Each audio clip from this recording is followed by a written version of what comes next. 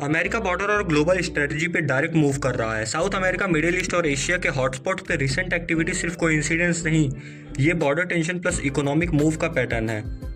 India के लिए भी ये इम्पॉर्टेंट है। इन सब इवेंट्स से इंडिया के IT sector, job market, economy और डिफेंस पे इम्पैक्ट पड़ेगा। वेनेजुएला के केस से क्लियर है कि US direct political pressure use कर रहा है। ईरान के साथ भी यूएस नेवल और इकोनॉमिक वार्निंग एक्टिव हैं।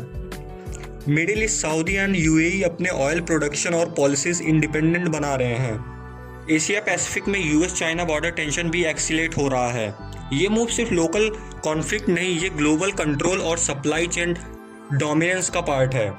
ग्लोबल ऑयल पॉलिसी रिएक्ट कर रही है, energy cost world wide fluctuate कर रहे हैं, फाइनेंशियल मार्केट वोलाटाइल हो रही है, स्ट्रॉन्ग इकोनॉमिक कंट्री एडवांटेज ले रही हैं, ट्रेड और शिपिंग रूट रेड सी, गल्फ एशिया टेंशन में है।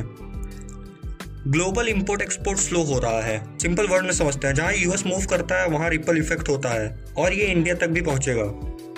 सो अमेरिका का नेक्स्ट फोकस होगा South America stabilisation, energy and raw material control, Middle East influence, oil and currency strategy, Asia Pacific, China containment और allies building, global reaction. Countries अपने defence और energy policies secure कर रही हैं। India जैसे countries के लिए अपॉर्चुनिटीज़ भी है। Manufacturing, defence, IT investment shift हो रहा है।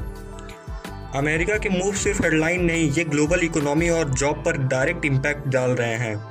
इंडिया के लिए मैसेज क्लियर है, शॉर्ट टर्म में थोड़ा लॉस है बट लॉन्ग टर्म में अपॉर्चुनिटीज़ अवेलेबल हैं। स्ट्रेटजिक प्लानिंग और इन्वेस्टमेंट डिसीजन अब सबसे क्रिटिकल है।